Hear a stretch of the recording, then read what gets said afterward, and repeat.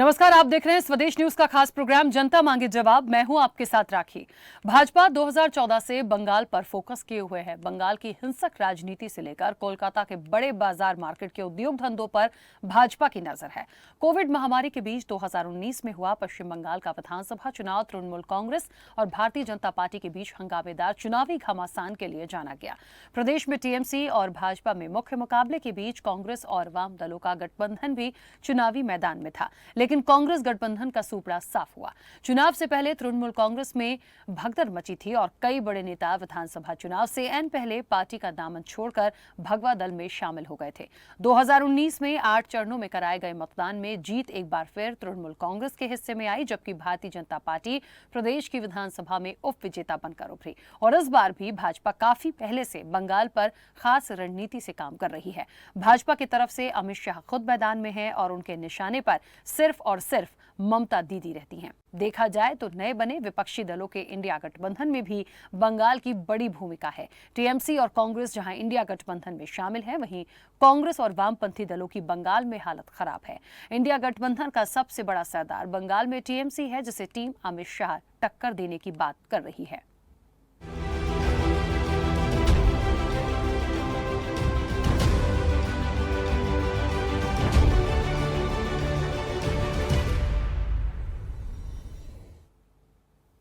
दरअसल बंगाल के रण में अमित शाह की बड़ी भूमिका है। बात विधानसभा चुनाव की हो या आने वाले लोकसभा चुनाव की, शाह के तरकश में बंगाल के लिए हर तीर मौजूद है। 2021 के विधानसभा चुनाव में 294 सीटों में से 215 सीटों पर तृणमूल कांग्रेस जीती थी। वहीं 77 सीटें भारतीय जनता पार्टी के खाते में आईं और 2 सीटें अन्य के खाते में गई। आज कोलकाता में हुई अमित शाह की रैली के पहले ही इसका विरोध शुरू हो गया। अमित शाह की रैली का विरोध विपक्ष ने काले कपड़े पहनकर किया। ममता सरकार की रोक के बाद अदालत की अनुमति से रैली आयोजित की गई थी। रैली को संबोधित भी किया अमित शाह ने और उन्होंने कहा कि बंगाल की जनता भ्रष्ट तृणमूल सरकार को यानी टीएमसी को सत्ता से बाहर करने वाली है। दरअसल 2019 के लोकसभा चुनाव में पश्चिम बंगाल की 42 सीटों पर चुनाव लड़ा, जिसमें सत्तारूढ़ टीएमसी ने राज्य में 22 सीटें जीती, जिसे भाजपा से कड़ी टक्कर का सामना करना पड़ा। भाजपा ने 2019 में बंगाल की 42 संसदीय सीटों में से 18 जीतकर राज्य में भारी बढ़त हासिल की थी। 2019 के लोकसभा चुनाव में राज्य में बीजेपी की लोकप्रियता का उफान दिखा और उसने वोट शेयर के मामले में एक झटके में 40% का आंकड़ा पार कर लिया। बीजेपी को इस विधानसभा चुनाव में 38.1% वोट मिले। कोलकाता में अमित शाह ने कहा कि बंगाल के लोग टीएमसी सरकार को उखाड़ फेंकने के लिए तैयार हैं। शाह ने खुला चैलेंज भी किया और उन्होंने कहा कि मैं आज ये आह्वान करने आया हूं कि अगर 2026 में यहां बीजेपी की सरकार बनानी है तो इसकी नींव 2024 के लोकसभा चुनाव में डालकर मोदी जी को देश का प्रधानमंत्री बनाइए। तो कुल मिला के देखिए, बातें बहुत सारी की गई हैं। उनका जो दावा था वो भी उन्होंने कर दिया, खुला ऑफर उन्होंने दिया और एक अपील उन्होंने जो की है कि 2026 में बीजेपी की सरकार यदि विधानसभा चुनाव में बनानी है तो उसके पहले 24 को जिताना है और पीएम मोदी को ही प्रधानमंत्री बनाना है। लेकिन इन सब के बीच में बीजेपी एक बड़ा चेहरा बनके, एक बड़ी पार्टी बनके एक टक्कर देने के मूड में हो सकती है, लेकिन बंगाल की राजनीति को समझा जाए तो कहते हैं ना कि दीदी का जो बात है या दीदी के जो काम है या दीदी का जो एक पूरी राजनीति उनकी बंगाल की उठा के देखे जाए तो वो किसी से कम नहीं पड़ती है। पिछली बार हम देख चुके हैं, अकेले ही सब पर वो भारी पड़ जाती हैं। तो ऐसे में क्या, इस चर्चा को आगे बढ़ाएंगे, उससे पहले कुछ प्रतिक्रिया है वो आपको सुनाते हैं। कम्युनिस्टों का शासन रहा, ममता जी तीसरी टर्म के लिए जीती, लाल भाई और तृणमूल कांग्रेस मिलकर बंगाल को बर्बाद कर दी। चुनावी हिंसा पूरे देश में, चुनावी हिंसा अगर सबसे ज्यादा होती है तो बंगाल में होती है। घुसपैठ बंगाल सरकार, ममता बनर्जी रोक नहीं पाई। जो ममता बनर्जी कभी घुसपैठियों के लिए पार्लियामेंट चलने नहीं देती थी, वो ममता बनर्जी आज घुसपैठियों को खुलेआम वोटर कार्ड और आधार कार्ड बंट रहे हैं, वो चुप बैठी है। कट मनी से पूरी बंगाल की जनता परेशान, सिंडिकेट की उगाही से पूरी बंगाल की जनता परेशान।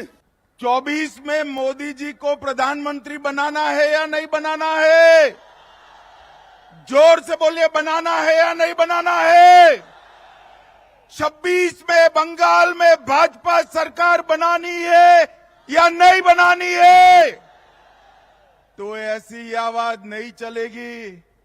मेरे साथ दोनों हाथ उठाइए, उठाइए दोनों हाथ, विजय के संकल्प का मुट्ठी बींचिए और प्रचंड आवाज से बोलिए, भारत माता की। অমিত শাহ আজকে এসছেন, তিনি তো অত্যন্ত সিনিয়র লিডার এবং আজকে যেভাবে তার বক্তব্য কিংবা যে ভারতীয় জনতা পার্টির নেতৃত্ব যে বক্তব্য রাখছিল একদম পথসভার সমান, একটা পথসভাতে যেগুলো রাখা যায় ঠিক সেইভাবে তারা রেখেছে। অমিত শাহজির উপস্থিতিটা একমাত্র একটাই বিষয় হতে পারে যে ভারতীয় জনতা পার্টি, বঙ্গের ভারতীয় জনতা পার্টি এত ঝগড়া করছে, এত লড়াই করছে, এত ক্ষোভ বিক্ষোভ রয়েছে, তাদের নিজেদের সম্পত্তি যেটাকে বলে পার্টির সম্পত্তি সেগুলো ভাঙচুর করছে, কেন্দ্রীয় প্রতিমন্ত্রীকে তারা ঘেরাও করছে। এই সমস্তটা দেখে তিনি বোধহয় আজকে এসছেন, উপস্থিত হয়েছেন শুধু দলটাকে যদি একটু চাঙ্গা করা যায়। যে 18টা সিট 2019-এ জিতেছে কিংবা 77টা সিট তিনি 2021-এ বলছেন ভারতীয় জনতা পার্টি জিতেছে, সবটাই যে হাতের বাইরে চলে যাচ্ছে, আর জিততে পারবে না, সেইগুলোকেই কিভাবে সংগঠিত করা যায়, বাঁচানো যায়, এই চেষ্টাটা আমরা তার বক্তব্যের মাধ্যমে বুঝি। देखिए, शाह की दहाड़ है, ममता पर प्रहार है, लेकिन 2024 के लोकसभा चुनाव में मुख्य मुकाबला एनडीए और विपक्षी गठबंधन INDIA यानी इंडिया के बीच माना जा रहा है। एनडीए और इंडिया के बीच इस मुकाबले में राज्यों में दोनों गठबंधन को कितनी सीटें मिलेंगी? एक सर्वे में बिहार में जहां इंडिया को 26 तो वहीं एनडीए के खाते में 14 सीटें जाती दिख रही हैं। कर्नाटक में जहां हाल ही में कांग्रेस की जीत हुई है, बावजूद इसके इस सर्वे में एनडीए के खाते में अधिक सीटें जाती दिख रही हैं। वोट शेयर के हिसाब से इस सर्वे को देखा जाए तो विपक्षी दलों के गठबंधन इंडिया और एनडीए के बीच सिर्फ 2% का अंतर दिखाई देता है। अब देखिए, सर्वे की बात होती है, लेकिन एनडीए के पक्ष में 43 तो वहीं इंडिया के पक्ष में 41% वोट शेयर जाता दिख रहा है। इसके अलावा अन्य के खाते में 16% का वोट शेयर जाता दिखता है। कांग्रेस और बीजेपी की सीटों को गठबंधन में अलग करके देखा जाए तो बीजेपी को 287 तो वहीं कांग्रेस को 74 सीटें सर्वे के नतीजों में मिलती हैं। अब ऐसे तमाम ओवरऑल एक नतीजों को देखा और जो आम सर्वे कहते हैं, तो कुछ राज्य ऐसे हैं जहां दोनों ही गठबंधन के बीच काफी कड़ा और नजदीकी मुकाबला देखने को मिल रहा है। बिहार, बंगाल, महाराष्ट्र, इन राज्यों में तो मुकाबला कांटे का दिख रहा है। वहीं दिल्ली में एक बार फिर सभी सीटों पर बीजेपी को जीत मिलती दिख रही है। सबसे बड़े राज्य उत्तर प्रदेश की यदि बात करें तो एक बार फिर एनडीए काफी आगे है। देखिए, कुल मिलाकर अब एक विधानसभा अलग होता है, लोकसभा की एक स्ट्रैटेजी अलग होती है। हाल ही में चुनाव हुए हैं और मुझे लगता है इसके बाद 2 अलायंस, इंडिया और एनडीए। अब इन तमाम चीजों में कौन किसके साथ है, किस राज्य में किसकी सरकार है, क्या स्ट्रैटेजी पे काम कर रहे हैं। वोट शेयरिंग की बात करें, पिछली बार से यदि कंपेयर करके देखें, जैसे कि हम अपनी रिपोर्ट में भी आपको बताया कि निश्चित तौर पर बड़ा क्लोज है। और कैसे आज जो नजर अमित शाह की बंगाल पे है वो आज से नहीं, बीजेपी की पहले से भी है। और पिछली बार को देखें, 2019 को भी देखें, फिर आप 21 भी देख लीजिए, तो मुझे ऐसा लगता है कि जो चीजें आई हैं बड़ी धीरे धीरे बीजेपी को बढ़त में मिली है। लेकिन एंड ऑफ द टाइम क्या होता है, कहते हैं कि जो जीता वही सिकंदर। ममता दीदी का मैंने शुरुआत में ही कहा कि जो उनकी प्लानिंग है, जो एक गढ़ जैसा बन गया है कि वहां चलती है, क्या उसको भेद पाना आसान होगा? फिलहाल बहुत बड़ी अपील अमित शाह ने करी है। इस चर्चा को आगे बढ़ाएंगे। तमाम मेहमान हमारे साथ जुड़े हैं। सबसे पहले आपका परिचय करा दें। टीएमसी का पक्ष रखने के लिए फरीद खान जी हमारे साथ जुड़े हैं। फरीद जी, बहुत स्वागत चर्चा में जुड़ने के लिए। बीजेपी का अब से कुछ देर में हमारे साथ पक्ष रखेंगे नवीन मिश्रा जी। नवीन जी का भी बहुत स्वागत है। कांग्रेस का पक्ष रखने के लिए रत्नाकर सिंह हमारे साथ जुड़ गए हैं। रत्नाकर जी, आपका भी बहुत स्वागत है। वरिष्ठ पत्रकार अनंत अमित हमारे साथ जुड़े हैं। अनंत जी, आपका भी बहुत स्वागत है। और स्वदेश न्यूज के managing editor RP Srivastava ji हमारे साथ जुड़े हैं। आरपी श्रीवास्तव जी, आपका भी बहुत स्वागत है। चर्चा की शुरुआत सबसे पहले, अब क्योंकि बीजेपी हमारे साथ फिलहाल कनेक्ट नहीं है, फरीद जी मेरी आवाज पहुंच रही है? आ रही आवाज। फरीद जी, बड़ा नेक टू नेक फाइट है और 24 है, बड़ा नजदीक है, तैयारी है। अमित शाह ने, मुझे लगता है एक शुरुआत उनकी, यदि मैं 24 के लिए कहूं तो ये जो रैली हुई, ये जो उन्होंने बात रखी, वो जो उनकी हुंकार थी, वो जो उनका जोश था, बड़ी अपील और बड़ी बातों के साथ उन्होंने किया है। और पिछली बार को देखा जाए तो एक समय था जब किसी की नहीं चलती थी, लेकिन पिछली बार देखा जाए तो बीजेपी अच्छी सीटों के साथ नजर आई थी। तो ऐसे में एक गठबंधन को देख कर भी यदि चले तो टीएमसी को कहां आंका जाए? देखिए, मैं सबसे पहले आपको बता दूं कि बंगाल में यही हमारे आदरणीय प्रधानमंत्री श्री नरेंद्र मोदी जी भी आए थे, यही अमित शाह जी भी आए थे, और इनके तमाम बड़े बड़े नेता यहाँ पर आए थे। इन्होंने यही कहा था कि आपकी बार 200 के पार और सरकार हम बना रहे हैं। तो रिजल्ट आपके सामने है। बंगाल में लोग दीदी को मानते हैं, दीदी को दिल जान से मानते हैं, दीदी पे उनकी लोगों की आस्था है, और वो दीदी के अलावा और किसी भी पार्टी के लोगों को नहीं जानते। अब रही अमित शाह जी की जो आज जो हुंकार थी, वो हुंकार सिर्फ इसलिए थी कि वो अपने पार्टी को ताजा और उनको थोड़ा ताकत देने आए थे। उनको मालूम है उनकी पार्टी यहाँ पर अंदर से आधी से ज्यादा टूट चुकी है, तो सिर्फ अपने लोगों को थोड़ा सा साहस, थोड़ा सा बल, थोड़ा सा जोश दिलाने के लिए लेके आए थे। इसलिए इसको हम लोग यहाँ पर कोई सीरियस नहीं ले रहे हैं, क्योंकि हमको मालूम है कि जो पिछली बार वो 18 सीट लेकर आए थे, उससे तो बहुत ही बुरी स्थिति उनकी यहाँ पर। अभी वो यहाँ पर 35 सीटों की बातें करते हैं, और हम यहाँ पर देख रहे हैं कि 7 से 8 सीट से ज्यादा तो हम देख ही नहीं रहे कि उनके सीट यहाँ पर निकले। और कम से कम उनकी एक बात से ये बात तो साबित आज यहाँ पर हो गई है कि उन्होंने बंगाल वालों से पूछा है कि क्या मोदी जी को इस बार फिर से प्रधानमंत्री बनाना है तो आपको यहाँ से इतनी सीटें देनी होंगी। यानी कि उनकी अपनी बात में ही ये बात छुपी हुई कि बाकी बंगाल के अलावा भी उनकी हर जगह सीटें कम हो रही हैं। इसलिए बंगाल वाले से ज्यादा अपील कर रहे हैं कि हमको ज्यादा से ज्यादा सीट दो, ताकि हम मोदी जी को एक बार फिर से प्रधानमंत्री बना दें। और मुझे लगता है कि ये सपने हैं, और ये सपने सपने ही रह जाएंगे, क्योंकि बंगाल के लोग उनकी सीटों को आधे से भी कम करने वाले इस बार।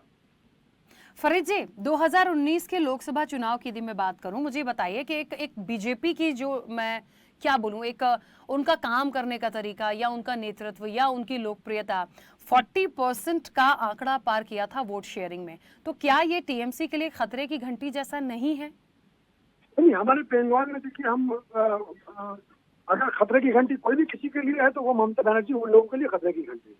और इसलिए वो ममता बनर्जी को या ममता बनर्जी के लोगों को तरह तरह के हथकंडे अपना के उनको बदनाम करने की कोशिश करते हैं।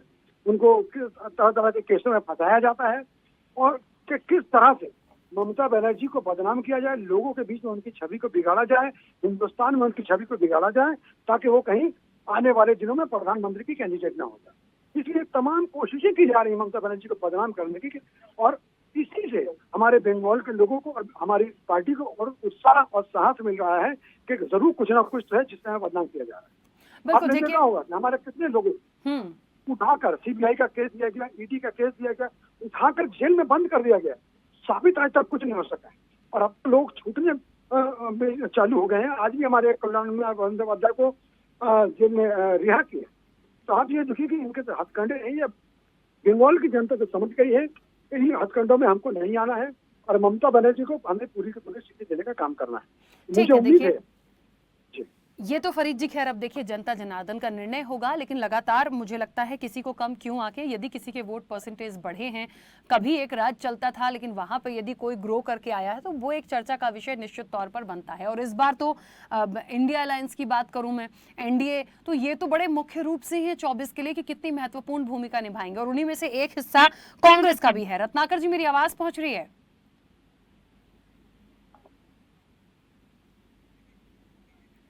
चलिए, रत्नाकर जी शायद मेरी आवाज नहीं पहुंच रही है। नवीन जी, मेरी आवाज पहुंच रही है? बीजेपी से नवीन जी हमारे साथ जुड़े। नवीन जी, आवाज पहुंच रही है? नवीन जी तक भी मेरी आवाज नहीं पहुंच रही है। रत्नाकर जी भी हमारे साथ नहीं है। अनंत जी, वरिष्ठ पत्रकार, हमारे साथ जुड़े। अनंत जी, मेरी आवाज पहुंच रही है? जी जी जी। अनंत जी, कैसे देखते हैं इस बार लोकसभा चुनाव बड़ा नजदीक है, शुरुआत एक तरह से। हेलो हेलो अनंत जी, मेरी आवाज पहुंच रही है? मैंने अभी बोला ही अभी है। मुझे सुन पा रहे हैं Anant ji? Hello my testing, hello hello. मेरी आवाज शायद अनंत जी तक नहीं पहुंच रही है, बट अनंत जी को मैं सुन पा रही हूँ। खैर ठीक है, मेरे प्रश्न के बिना वो जवाब भी नहीं देंगे। आरपी श्रीवास्तव जी, लोकसभा चुनाव नजदीक है, पिछले रिकॉर्ड्स को देखें, वोट शेयरिंग को देखें, प्रेजेंट में आज ही की रैली को यदि हम देख लें, बड़ी बड़ी बातें, बड़ी बड़ी अपील वहां से की गई हैं। किस तरह से देखते हैं बंगाल की राजनीति को? देखिए राखी जी, अभी 5 राज्यों में चुनाव संपन्न होने जा रहा है। मतलब कल जो है तेलंगाना में वोटिंग हो जाएगी और हमें लगता है कि आज जो है जिस तरह से अमित शाह जी की रैली बंगाल में शुरू हुई है और जिस तरह से आक्रामक रहे उसको देखने की ज़रूरत है।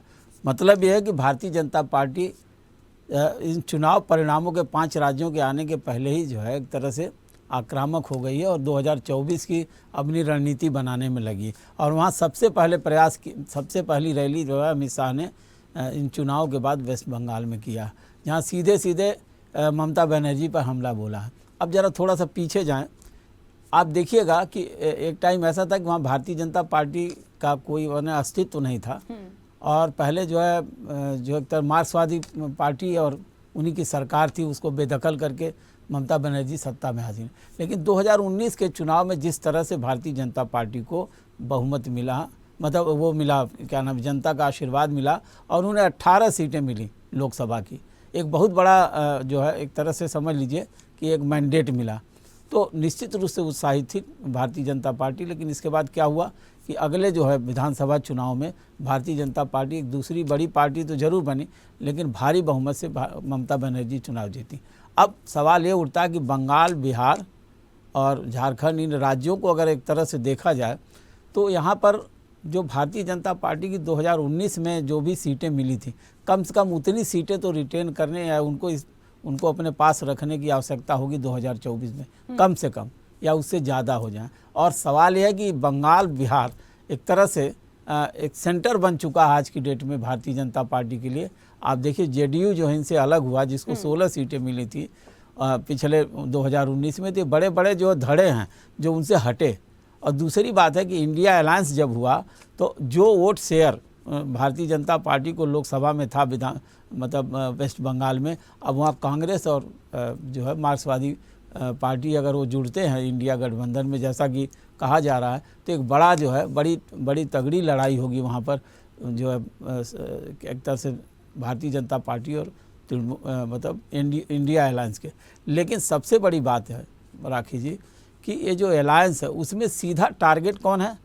ममता बनर्जी हैं, क्योंकि वहाँ की बड़ी नेता है और वहाँ का एक ज़मीनी जनाधार है उनका सबसे ज़्यादा है। तो अब ये जो पूरे सीटों को मिला लीजिए, बिहार और आपका झारखंड और जो है बंगाल, तो लगभग 90 सीटें आती हैं, जिसमें भारतीय जनता मतलब एनडीए अलायंस के पास लगभग 60 सीटें थी। और इन 60 सीटों को किस तरह से किया जाए, मतलब उसको रोका जाए या इससे ऊपर जाया जाए, इसके लिए आज की रैली एक तरह से संकेत है कि पूरी तरह से भारतीय जनता पार्टी और एनडीए अलायंस एकदम पूरी तैयारी कर रहा है 2024 की।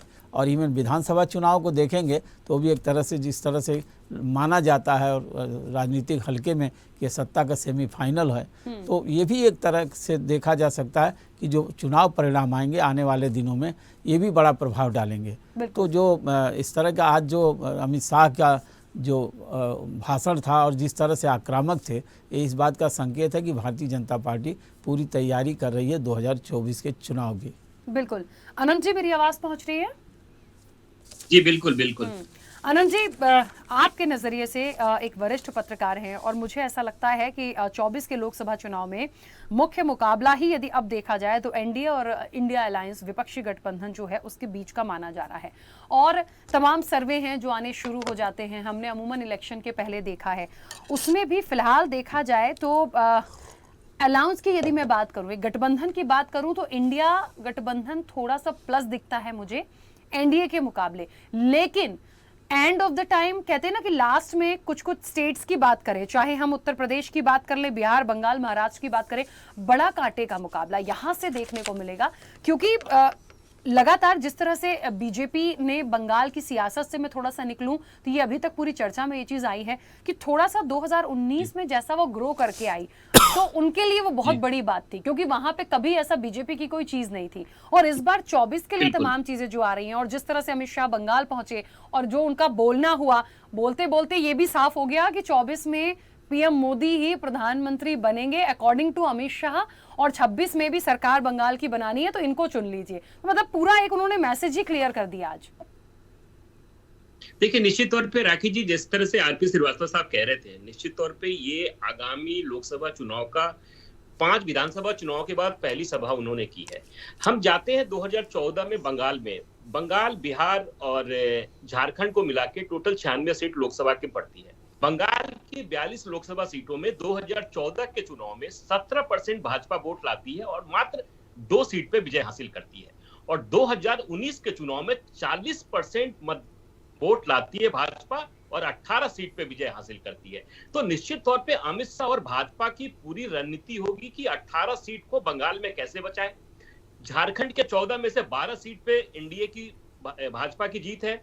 उसी तरीके से बिहार में अगर जाते हैं तो 40 में से 39 सीट पे एनडीए जीत कर आती है 2019 के चुनाव में, और आरजेडी जो कि आज सबसे बड़ी पार्टी है बिहार में, उसके 0 होते हैं और कांग्रेस की 1 सीट होती है। तो निश्चित तौर पर नीतीश कुमार के एनडीए से जाने के बाद निश्चित तौर पे बंगाल में भी इसके फर्क पड़ने हैं, झारखंड में भी फर्क पड़ने हैं। और अमित शाह जी ने आज जिस तरीके से रैली में भाषण देकर जिस तरीके से चुनौती दे रही थी, बार बार ममता जी को, चाहे भ्रष्टाचार का मामला हो, चाहे वो दंगों का मामला हो, बार बार वो कहते थे कि पूरे हिंदुस्तान में जिस तरीके से राजनीतिक हत्याएं बंगाल में हुई है, पूरे विश्व में कहीं ऐसी घटना नहीं घटती है। तो बार बार जिस तरीके से ममता जी पे टारगेट कर रहे थे, निश्चित तौर पे आज के तारीख में एनडीए और भाजपा को अपने जो वजूद को बचाए रखने के लिए, सीटों को बचाए रखने के लिए बहुत बड़ी चुनौती है। और जिस तरीके से इंडिया एयरलाइंस आगे बढ़ रही है, निश्चित तौर पे भाजपा के लिए खतरा है, और भाजपा की चुनौती यही होगी कि वो अपने साम्राज्य को बचा ले। अब आगे बढ़ेंगे या कम होगा ये तो पता नहीं,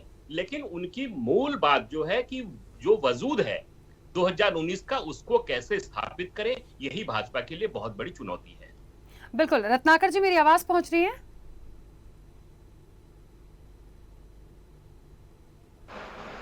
मेरी आवाज आ रही है? हाँ रत्नाकर जी, आ रही है। बड़ा महत्वपूर्ण आज का विषय, और इसलिए भी क्योंकि 24 नजदीक है और विधानसभा इलेक्शन से थोड़ा सा फ्री होके मुझे लगता है कि ये एक तैयारी बहुत पहले से ही चल रही थी, लेकिन इसको एक मूर्त रूप देने के लिए जो एक प्रहार कहना चाहिए किया गया भारतीय जनता पार्टी की तरफ से, एक शुरुआत कह लीजिए कि बड़ी रैली के माध्यम से बंगाल से होती है। यहाँ पिछली बार और तमाम चीज़ों को देखा जाए तो बंगाल की राजनीति को, और यहाँ इंडिया गठबंधन की यदि मैं बात करूं, एनडीए की मैं बात करूं, बड़ा मुख्य रूप से इन दोनों के बीच में ही पूरा कंपटीशन है। सारे रास्ते यहीं से साफ होते दिखते हैं, क्योंकि कांग्रेस की यदि बात करें, इंडिया गठबंधन बहुत सारी चीज़ों में जब आए, बहुत सारी चीज़ों को रखा, एक ताकत के साथ जब ये निर्णय कर लिया जाता है कि बीजेपी का कहीं भी नामो निशान नहीं हो, एनडीए बिल्कुल नहीं दिखेगा, उस जगह पे में 2024 में कांग्रेस का एक कहते हैं ना कि एक इंपॉर्टेंस, या उनका करना, या वो कैसे कर पाएंगे, कितना निकाल पाएंगे? देखिए राखी जी, अभी हमारे जो विश्लेषक हैं इन्होंने बहुत स्पष्ट रूप से बताया, और मैं इनकी बातों से बहुत हद तक सहमत भी हूँ कि देखिए इनको नुकसान होने जा रहा है उत्तर भारत में, और इनका वोट बैंक जो है वो ज्यादातर ये सीट्स हासिल करते हैं उत्तर भारत से, क्योंकि हिंदी भाषीय क्षेत्रों से इनको ज्यादातर वोट मिलता है। और मुख्य जो राज्य है इनके उत्तर प्रदेश है और जो है गुजरात है।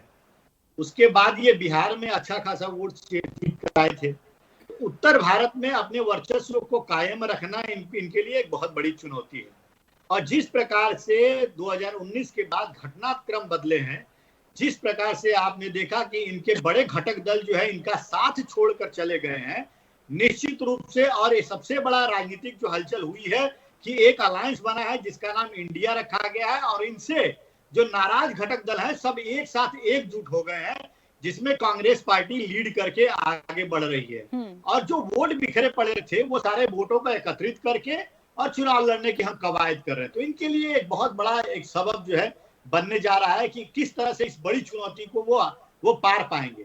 और देखिए, अगर बड़ी चुनौती को पार भी ये पा जाते, लेकिन जो इन्होंने 9.5 साल में देश की जनता को जो दिया है, नारा तो लगाए थे और देश को विश्व गुरु बनाएंगे और नंबर 1 पर लेकर जाएंगे, लेकिन तमाम 9.5 साल का ये अनुभव ये बताता है कि न ये देश को विश्व गुरु बना पाए, न जनता को महंगाई, बेरोजगारी, किसानों को ना एमएसपी दिला पाए, ना महिलाओं की सुरक्षा कर पाए। शुरुआत तो की थी सबका विकास का नारा से, लेकिन अंततोगत्वा ये वहीं पे आके खड़े हो जाते हैं जो उनका चिर परिचित अंदाज होता है, और वो ध्रुवीकरण की राजनीति करने के लिए विवश हो जाते हैं, क्योंकि इन्होंने 9.5 साल के दौरान जनता को विकास के नाम पे कुछ खास करने को दिया नहीं।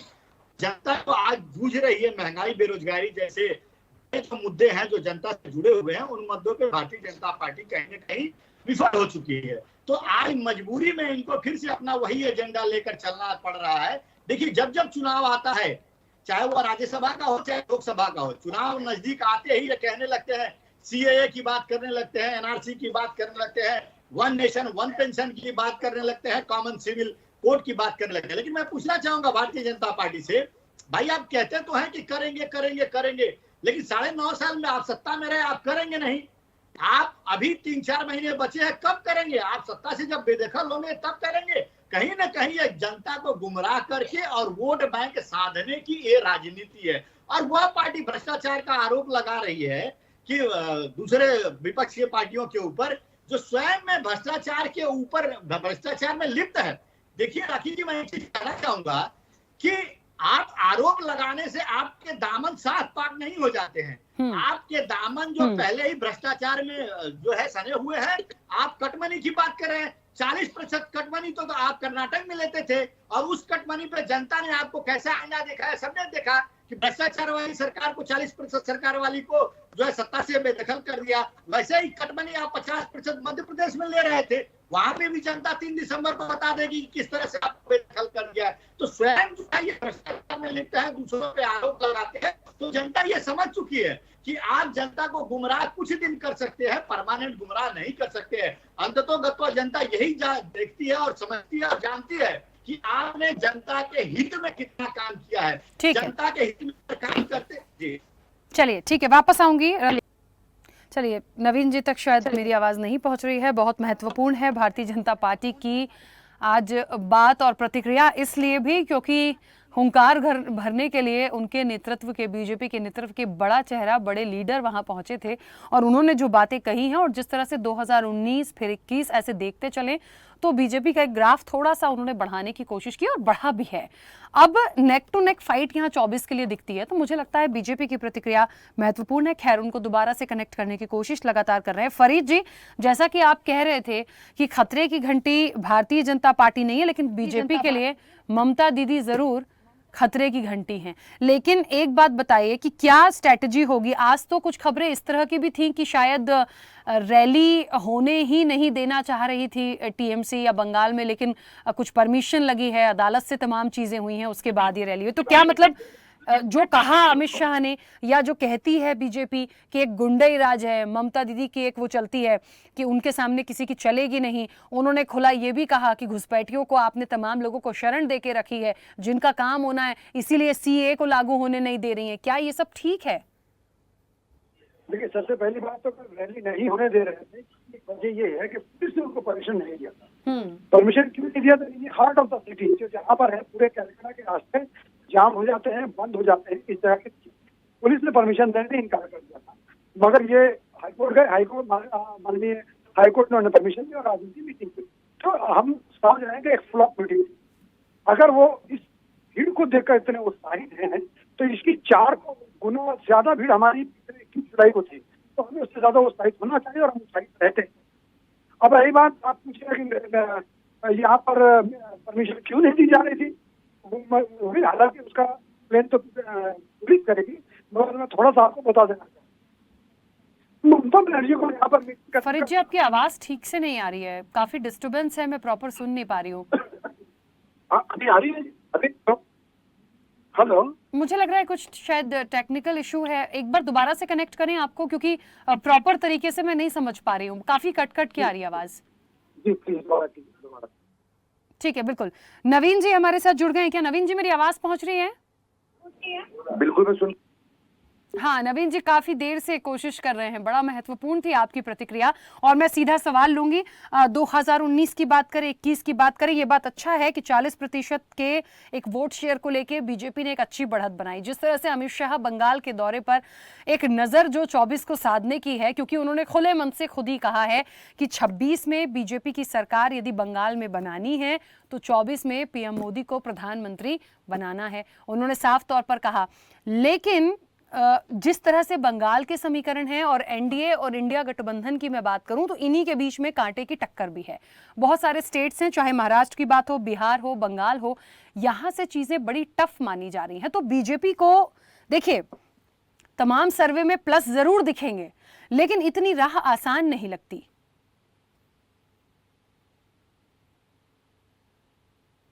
नवीन जी, राजनीति और राखी जी, आप सुन पा रहे हैं मुझे? हाँ बोलिए बोलिए नवीन जी। राखी जी, राजनीति करना इतना आसान ऐसे भी नहीं है, और आम जनता के, देश के आम जनता के प्यार को और उनके आशीर्वाद को लेना इतना आसान नहीं है। जिस मैंडेट के साथ ममता बनर्जी की तृणमूल सरकार पश्चिम बंगाल में 2011 में 34 साल के लेफ्ट के अत्याचारों को तोड़ के आई थी, और जितना बड़ा मैंडेट मिला इनको, पिछले 12-13 साल के राजनीति में इन लोगों ने आज यही स्थिति कर दिया है कि फेयर इलेक्शन हो जाए तो ये ऑपोजिशन के लायक पश्चिम बंगाल के विधानसभा में नहीं रहेंगे। आप पश्चिम बंगाल के किसी भी जिले में, चाहे नॉर्थ बंगाल हो, साउथ बंगाल हो, राड़ बंगो हो, नवोदीप जोन हो, किसी भी जोन के अंदर कभी आप अभी अपने चैनल से आप यहाँ सर्वे करा लेंगे तो आपको ये लगेगा कि भारतीय जनता पार्टी और भारतीय जनता पार्टी की जो हमारी योजना है, किस ढंग से हम लोग मजबूती से रोड पे और आम लोगों के बीच में लाने का प्रयास कर रहे हैं। और ये डिस्ट्रिक्ट के इनके collector, home secretary, chief secretary और ममता बनर्जी की सरकार उन योजनाओं को किस ढंग से रोकने का प्रयास कर रही है, वो पश्चिम बंगाल में आपको दिखेगा। पूरे हिंदुस्तान के अंदर में, चाहे किसी भी राज्य के अंदर हो, उस राज्य की राजनीति और पश्चिम बंगाल की राजनीति बड़ा डिफरेंट है। मैं कुछ सुन रहा था, वरिष्ठ संपादक महोदय बोल रहे थे, निश्चित तौर पर यह, आज अमित शाह जी आए थे, बहुत ही ऐतिहासिक हमारी रैली हुई। फरीद खान साहब मेरे मित्र हैं, तृणमूल के प्रवक्ता भी हैं, अभी बोल रहे थे कि उस जगह में मीटिंग का सीपीएम के सरकार के रीजन से 21 जुलाई से कांग्रेस, फिर तृणमूल कांग्रेस के लोग उस जगह में मीटिंग करती है। और हमारी स्थिति है कि police commissioner, joint commissioner headquarter और इनके एडिशनल कमिश्नर हेडक्वार्टर को हम गुहार लगाते हैं, हाथ जोड़ते हैं कि मीटिंग का हमको परमिशन दें। लेकिन आज स्थिति हो गई कि पूरे पश्चिम बंगाल में कहीं भी हमको मीटिंग करना पड़ रहा है तो हाई कोर्ट के शरण में हमको जाना पड़ रहा है। देखिए, पश्चिम बंगाल की आम जनता ने जिस ढंग से आज रोड पे उतर के और अमित शाह जी के इस रैली को समर्थन किया है, भाजपा के इस रैली को समर्थन किया है, निश्चित तौर पे ये एक मैसेज चला गया पश्चिम बंगाल में कि आने वाला 24 बंगाल हिंदुस्तान के अंदर एक बड़ा नया मैसेज देने जा रहा है। और माननीय गृह मंत्री जी और पूर्व राष्ट्रीय अध्यक्ष अमित शाह जी ने मंच के माध्यम से जो पश्चिम बंगाल के आम जनता को जो उन्होंने संदेश दिया है, निश्चित तौर पर मैं ये कह सकता।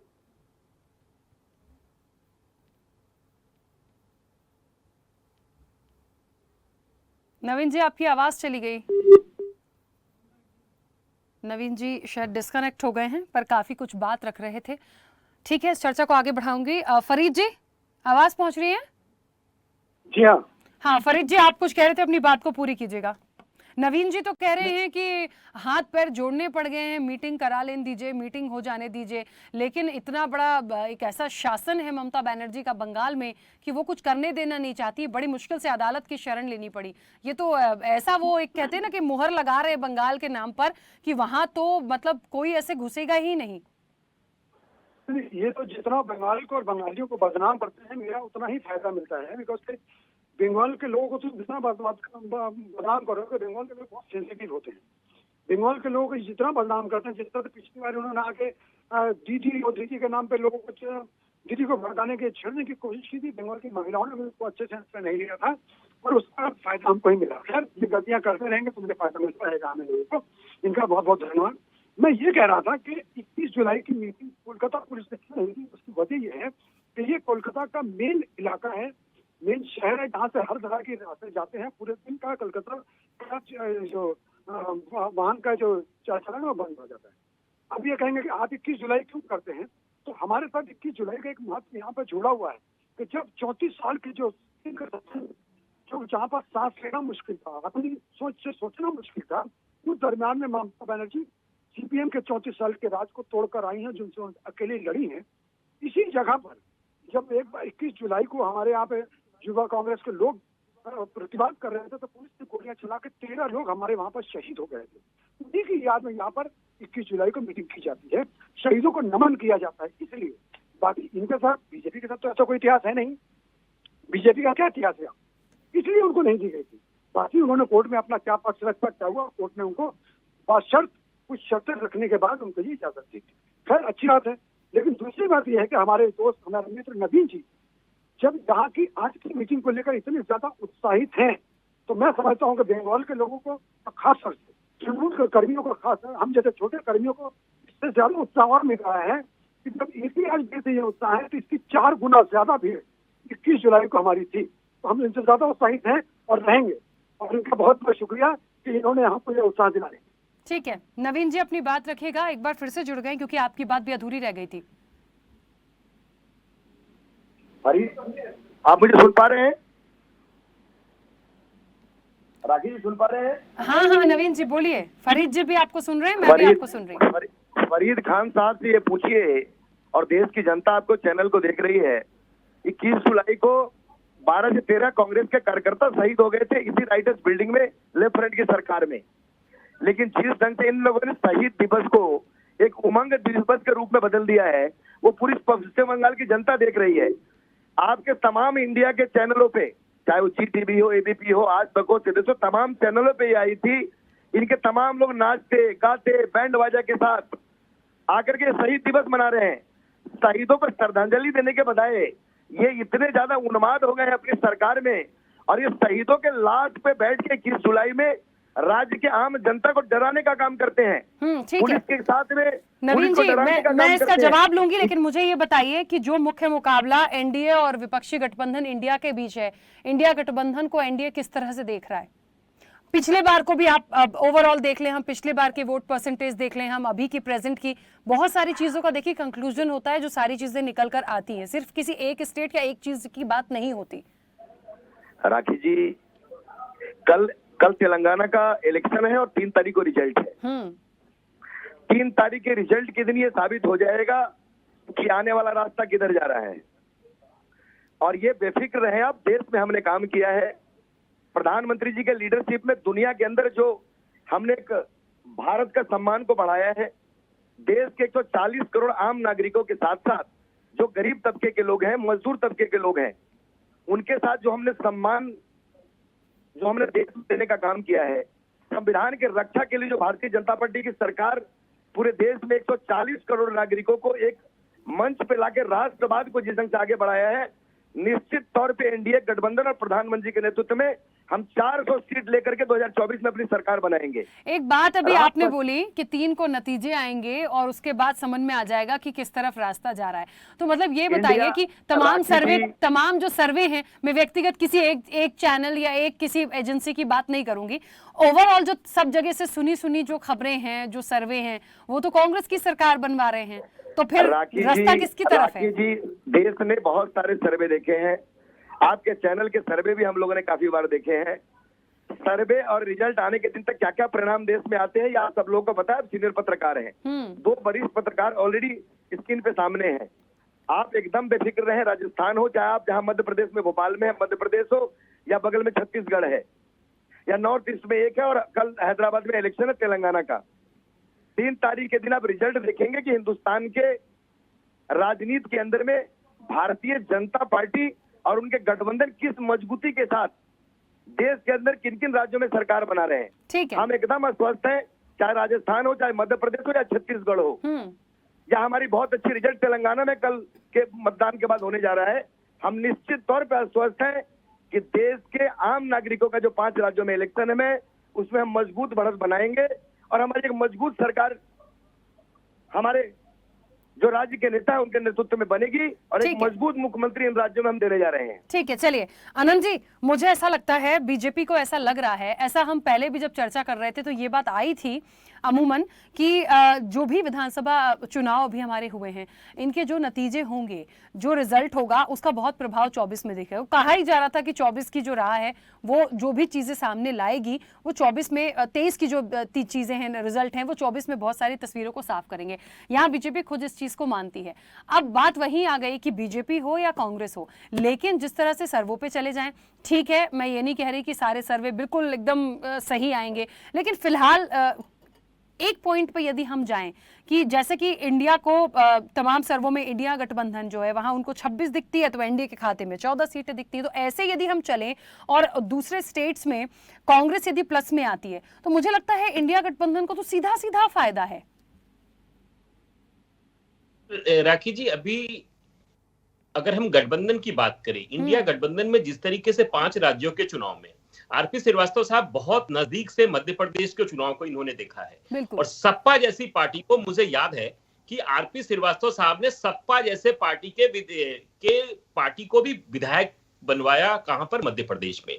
और जिस तरीके से अखिलेश यादव और कांग्रेस में मध्य प्रदेश के चुनाव में जिस तरीके से इंडिया में फाइटिंग हुई, वो निश्चित तौर पे मैं राखी जी आपको दावा के साथ कह सकता हूं कि बंगाल के चुनाव में कांग्रेस और टीएमसी के बीच में गठबंधन में काफी दरारें आएंगी, और जिसका फायदा भारतीय जनता पार्टी को मिलेगा। और कांग्रेस जिस तरीके से कह रही है, भ्रष्टाचार को लेकर भारतीय जनता पार्टी के ऊपर आरोप लगा रही है और बंगाल की बात कर रही है, तो राखी जी, बंगाल में एक कहावत कही जाती है कि घोरे नाई नून बेटा अच्छे मिथुन, यानी कि घर में नहीं नून है और बेटा बना मिथुन बनने। वही हाल है बंगाल में कांग्रेस की। कांग्रेस की स्थिति, कांग्रेस अपनी 2 सीट ही बचा ले, अगर वो भी 2 सीट तब बचेगी जब वो इंडिया के गठबंधन के साथ चुनाव लड़ेगी। तो कांग्रेस की स्थिति पश्चिम बंगाल में बिल्कुल भी नहीं। पश्चिम बंगाल में सीधी फाइट होनी है भारतीय जनता पार्टी और टीएमसी के बीच में। और जिस तरीके से 2019 के चुनाव में रिजल्ट आए और उसके बाद 2021 के विधानसभा के चुनाव में भारतीय जनता पार्टी ने 77 सीट जीत कर आती है, तो निश्चित तौर पर भारतीय जनता पार्टी उत्साह में है। लेकिन चुनाव के बाद जिस तरीके से भारतीय जनता पार्टी के कई जीते हुए विधायक और सांसद दोबारा टीएमसी में चले जाते हैं, तो इस दो बीच का जो पीरियड था, उस पीरियड को निश्चित तौर पे अमित शाह जी ने आज के सभा में जिस तरीके से लोगों को जोड़ने का काम किया है, चाहे शुभेंदु जी को आपने देखा होगा कि मंच पे वो 4 ही लोगों का नाम लेते हैं, बाकी सांसद और विधायकों का नाम तक नहीं ले रहे हैं। यानी कि उनका फोकस सीधे प्रदेश अध्यक्ष और शुभेंदु अधिकारी के ऊपर है। और शुभेंदु अधिकारी के विषय में जैसे कहते हैं कि विधानसभा में 2 विधानसभा में उनको विधानसभा से निकाल दिया गया है पूरे कार्यकाल के दौरान, तो निश्चित तौर पे उनका जो इशारा है वो सीधे फाइट तो टीएमसी से चाहते हैं और कांग्रेस को। अभी आपने देखा होगा कि तेलंगाना के चुनाव में माननीय मोदी जी जिस तरीके से प्रहार कर रहे हैं चंद्रशेखर राव के ऊपर, निश्चित तौर पे वो कांग्रेस का नाम तक नहीं ले रहे और भ्रष्टाचार की बात किससे कर रहे, मुख्यमंत्री से कर रहे हैं। यानी कि निश्चित तौर पे भाजपा को खतरा है इंडिया गठबंधन से, इसमें कोई दो राय नहीं। लेकिन वो कांग्रेस को सत्ता में नहीं आने देने के लिए और कांग्रेस को कमजोर करने के लिए लगातार जो भाजपा काम कर रही है और अमित शाह और मोदी जी जिस तरीके से कर रहे हैं, तो हमें ये लग रहा है कि निश्चित तौर पे इंडिया गठबंधन में जो दरारें पड़ी हुई है वो लगातार लोकसभा के चुनाव तक वो दरार बनी रहेगी। और इंडिया गठबंधन को हमें नहीं ऐसा लग रहा है कि जो सर्वे आ रहे हैं वो सर्वे सटीक होंगे, और हमें ऐसा लग रहा है कि इसका फायदा भारतीय जनता पार्टी को मिलेगा। ठीक है, चलिए रत्नाकर जी, अभी जिस तरह से तमाम लोगों की प्रतिक्रिया आ रही है और 2024 की बात हो रही है, मुख्य मुकाबला मैंने पहले ही बोला एनडीए और विपक्षी गठबंधन इंडिया का है, लेकिन ये कहा जा रहा है कि यदि आप गठबंधन के साथ हैं तो कुछ बात बनेगी, नहीं तो बंगाल की राजनीति से निकले तो कांग्रेस कहीं पर भी नहीं है।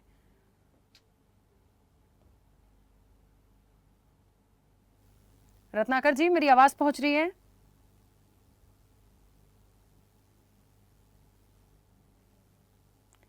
रत्नाकर जी, म्यूट किया हो तो प्लीज अनम्यूट कीजिए।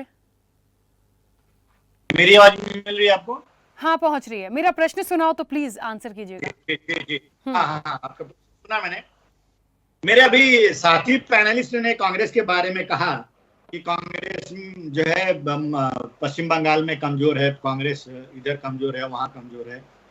लेकिन शायद ये अगर आप पूरे देश की बात करें तो मैं कहना चाहूंगा कि कुछ राज्यों में जरूर कांग्रेस कमजोर है, लेकिन कांग्रेस जिन भी राज्यों में कमजोर है वहां पे अपने साथी दलों के साथ इंडिया गठबंधन में मिलकर चुनाव लड़ेगी और सीट जो है वहां पे प्लस होगा कांग्रेस का। वहीं पे दूसरी चीज मैं ये कहना चाहूंगा कि मेरे साथी ये बताना भूल गए कि कांग्रेस किस तरह से अभी जो भाजपा से एक एक करके राज्यों को छीनने का काम कर रही है और अपना वोट बैंक जो है मजबूत करने का काम कर रही है। कर्नाटक उसका मिसाल है और हिमाचल प्रदेश उसका मिसाल है।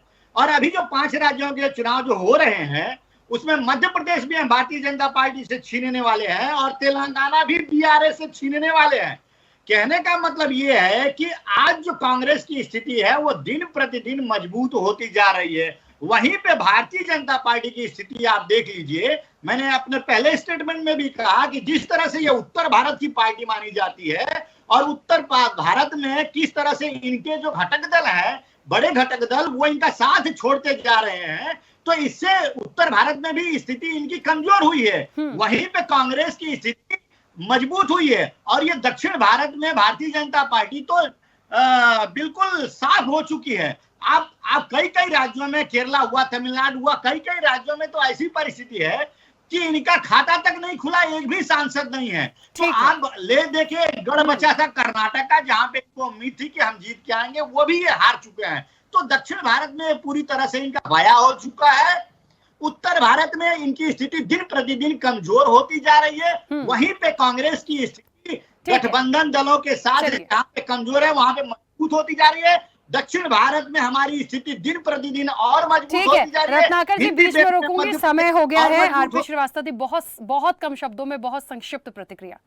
देखिए, नवीन मिश्रा जी ने एक बात कहा कि 5 राज्यों के जो चुनाव हैं ये बताएंगे कि आने वाले समय में राजनीति का रास्ता कहाँ जाता है।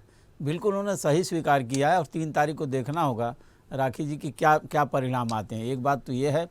दूसरी बात यह है कि इन राज्यों में जहां उनको जो है अपने गढ़ को बचाने की भारतीय जनता पार्टी को जो चुनौती है आने वाले 2024 के चुनाव में, वो मुख्य रूप से जो है वो बंगाल, बिहार और आपका जो है झारखंड और ये जो उत्तर प्रदेश है, जहां से अगर कहीं भी किसी भी तरह से भारतीय जनता पार्टी को नुकसान होता है तो उसका जो है आने वाले चुनाव में बिल्कुल एक तरह से असर पड़ेगा। और यहाँ पर जो इन राज्यों के चुनाव, जहाँ तक कांग्रेस का सवाल है, कोई इस बात में कोई संदेह नहीं है कि इन राज्यों में कांग्रेस की स्थिति बहुत कमज़ोर है।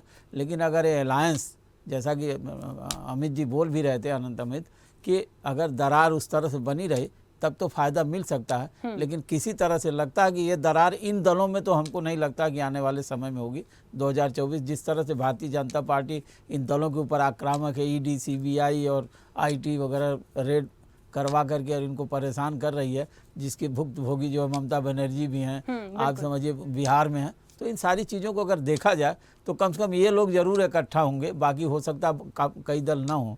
अगर ये होते हैं तो एक चुनौती होंगे भारतीय जनता पार्टी के लिए। और ख़ास करके दक्षिण भारत की तो सिनेरियो अलग है, लेकिन उत्तर भारत में ही इनको एक चुनौती का सामना करना पड़ सकता है। फिलहाल जो है 23 का विधानसभा चुनाव का रिजल्ट देखिए। बिल्कुल सही है। और निश्चित तौर पर देखिए, ये जो बातें कही गई हैं, जो दहाड़ उनकी थी, जो प्रहार था और जो पिछले बार का वोट शेयरिंग, तमाम चीज़ों को देखा जाए तो अब तो 3 तारीख को नतीजे आने दीजिए, उसके बाद तस्वीरें साफ होगी। समय भी हो गया। आप सभी मेहमानों का बहुत शुक्रिया इस चर्चा में जुड़ने के लिए। निश्चित तौर पर शाह की दहाड़, ममता पर प्रहार, लेकिन इतना आसान होगा नहीं। भले ही ग्रोथ करी है थोड़ी थोड़ी अपने वोटिंग परसेंटेज के साथ, लेकिन फिर भी अभी भी यही कहा जा सकता है कि वहां से चीज़ों को निकालना इतना आसान नहीं होगा। अब देखते हैं कि एनडीए और इंडिया गठबंधन के बीच में जो कड़ा मुकाबला है वो किस तस्वीर को साफ करता है 24 में। जनता मांगे जवाब में इतना ही। बने रहिए स्वदेश न्यूज के साथ। सबसे पहले देश। ऐसे ही वीडियोस के लिए लाइक करें, शेयर करें, फॉलो करें। YouTube पर जाकर सब्सक्राइब कर बेल आइकन दबाना ना भूलें और ताजा अपडेट्स के लिए स्वदेशलाइव.com पर जरूर जाएं।